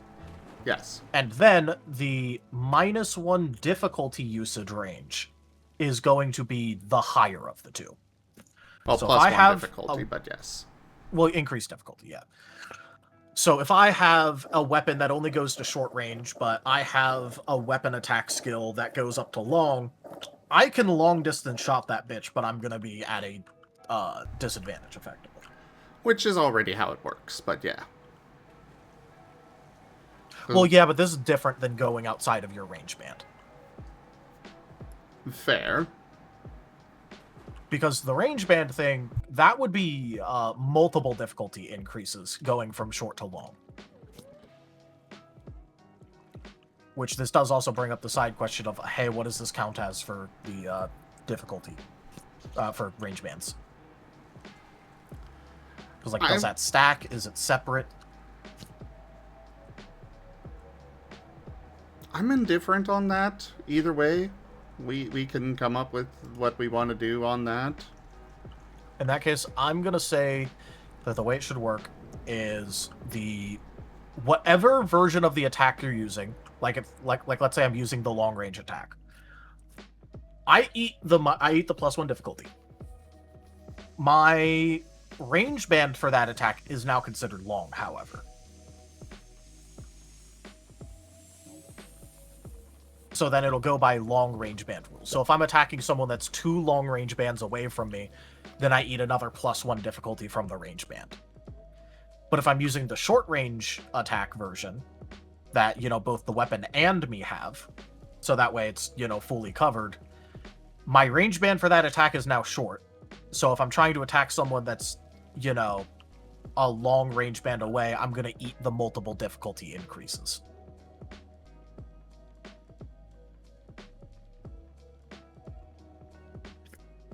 I mean, yeah, sounds good to me.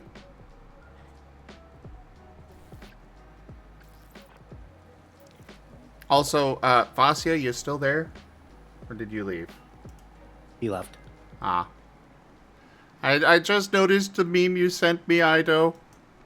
I'm sorry I didn't notice it sooner. We've been, you know, deep in conversation here.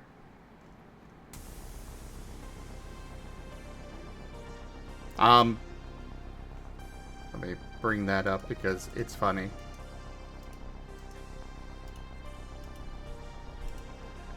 He says tape Vasya to like this.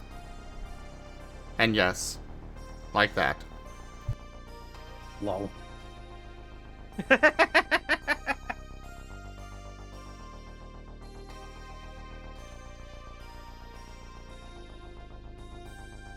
Very nice.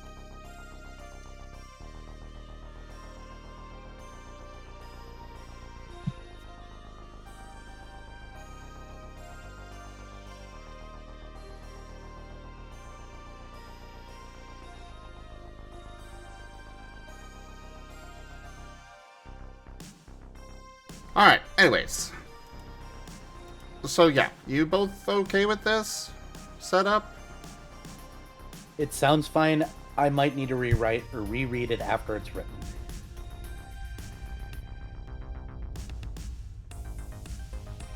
Yeah, this is gonna kind of be a mess to rework, but I get it. Yeah, because allowing them to just get short range for free just because it's an intrinsic trait is just going to make weapons vastly superior to, you know, moves. Unless we have a penalty to it if they haven't spent the XP on it. And that's how I had the Kobold set things up, was that they had to have the intrinsic trait and then spend the XP as well for their weapons. I did not realize you two had a different understanding of how this was working.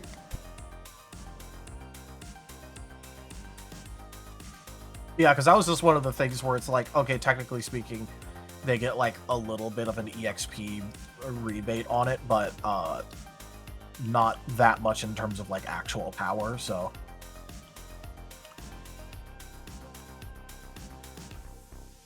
We sort of viewed that as kind of canceled out by the fact of, hey, what if their weapon could just get broken?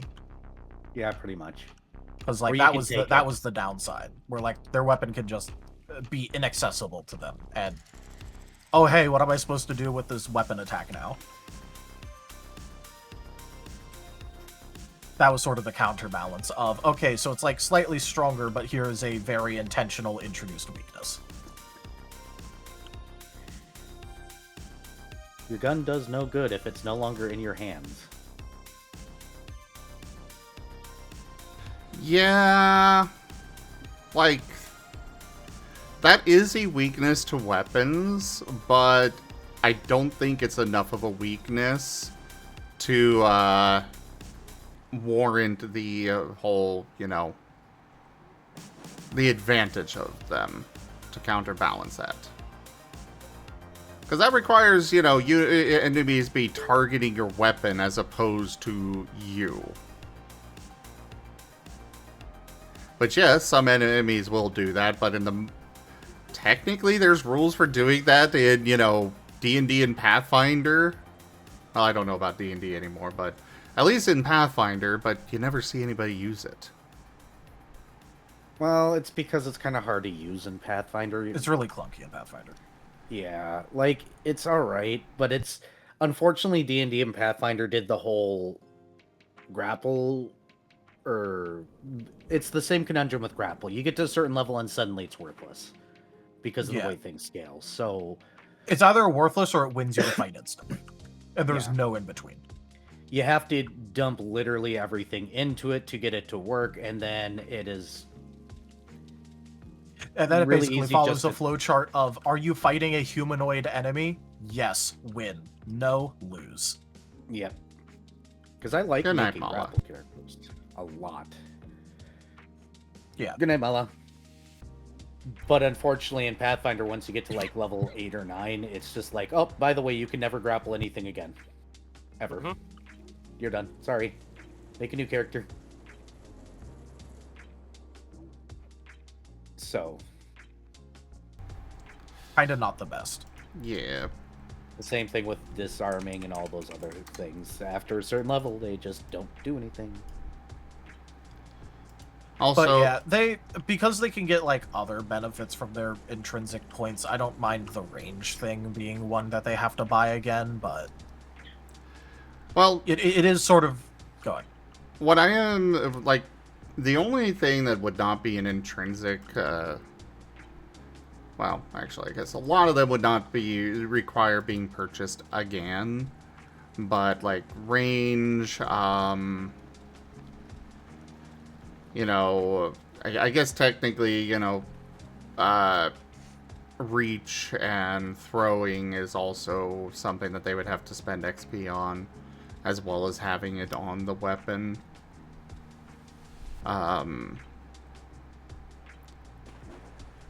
But yeah, I mean, basically, I'm just gonna have to rework it all anyway, with how it works.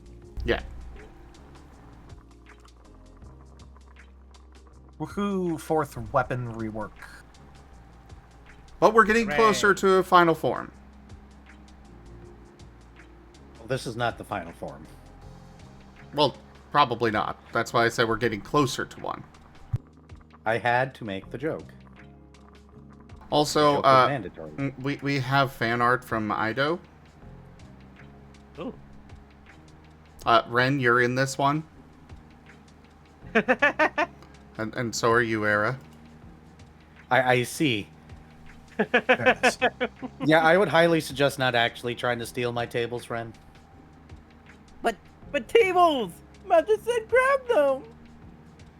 I mean, it is your mistake to make.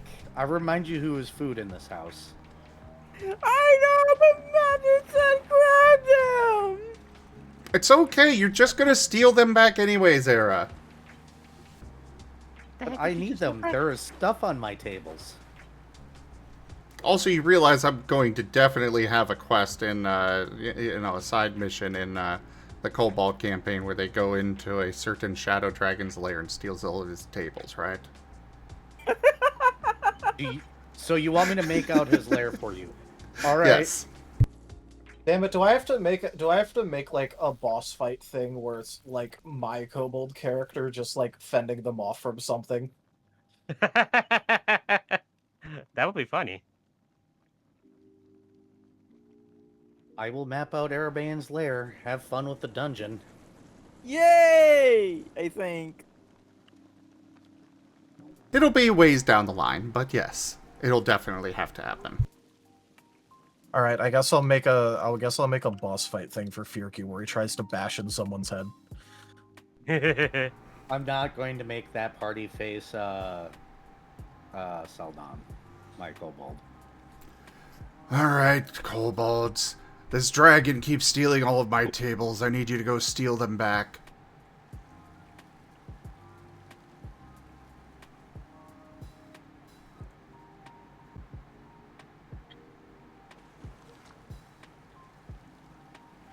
Alright. So what? It's gonna go back and forth, back and forth? Oh, absolutely. You're instead, you know, there's gonna be a session that's called TD mode, but it's not tower defense; it's table defense.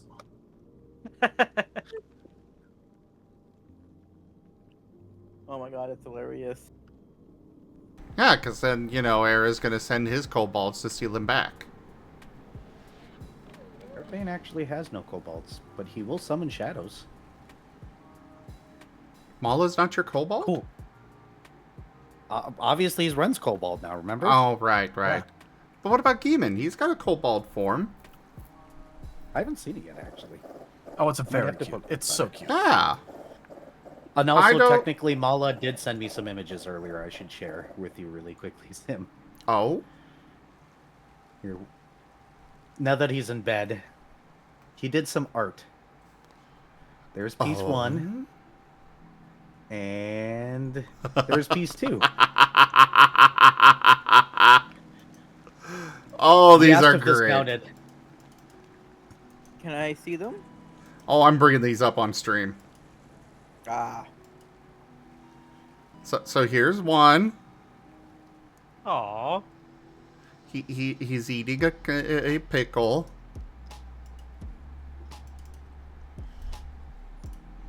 And here's him dead after eating the pickle. Nice Yamcha death pose.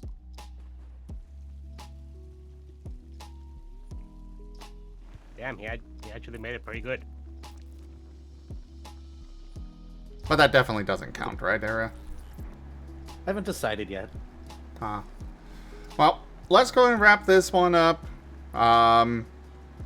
Because we've got 7 minutes left, and that's not enough time to discuss anything else.